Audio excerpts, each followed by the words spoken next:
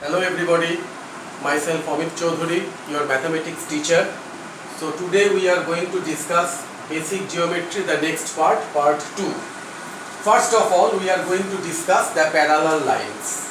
What are parallel lines? If two or more lines in the same plane that do not meet with each other, they are saying parallel to each other. You see the two lines, these are the two line segments PQ, say L and M, these are the two lines. Now PQ is the line segment of L and AB is the line segment of M. Now you see these two line segments or these two lines, if you extend these two lines on both the end, that will never intersect with each other. You see these two other lines XY and MN. According to the definition, or if you add more, say AB, XY, MN, AB, these are the three lines lie on the same plane. So these are also not intersect with each other. So how you can represent that PQ parallel, this is the symbol to represent the parallel line. PQ parallel to AB, XY parallel to MN, which is again parallel to AB, etc. So parallel lines, the main part is that they never intersect and they lie on the same plane. If you think about this wall, now you see, if you draw here a line and if you think about the ceiling and if you draw another line there, these are the two different planes. So these two lines never intersect, but they are not considered to be the parallel line.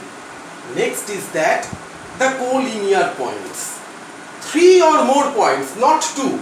It's required more than 2. 3 or more points which lie on the same line. Now you consider this line. Now you see that P, Q, R. These are the three different points. And these three different points, they are lying on the same line. So P, Q and R, these are the collinear points. Now if you think about this example, you see this is the line segment and AB is the two different points on that particular line. Now consider the third point C. Now A and B, these 2 points are lying on that same straight line, but C is not. So you cannot say that A, B and C, these are the collinear points, but P, Q and R, these are the collinear points. Next is that concurrent lines. 3 or more lines, all of them lie on the same plane if all of them pass through the same point. Consider the 3 different lines in 3 different directions, L, M and N. These are the 3 different lines and all these 3 lines meet at a particular point O. So L, M and N, these are the concurrent lines because these directions are different, but all the 3 lines meet in the same point, and this particular point O is termed as the point of concurrence. Next come to the closed figure. If you consider this circle, now if you start from the point A, now if you move to the point A, go to the point B and then again come to the point A. So starting from the point A, you can pass through the point B and again comes to the point A again. So it's a closed figure. Consider this triangle. Starting from the point P, go to the point Q, come to the point R, and then from R you can get back to the initial point P. So this is a closed figure. Consider this hexagon. Start from the point A, go to the B, then C, D, E, F, and from F to A you can again get back that initial point A. So all these are, this circle, this triangle, this hexagon, these are the example of closed figure.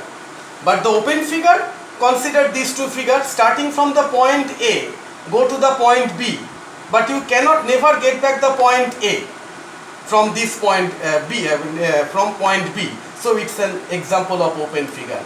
See that diagram. Starting from the point P, go to the point Q, then point R, then point S. So this is an open figure. But if you join that S and P, then again you can get back the point P. So that if you join that P and S, then you can get back the closed figure. Otherwise, it's the open figure. Okay. So today up to this much. Thank you.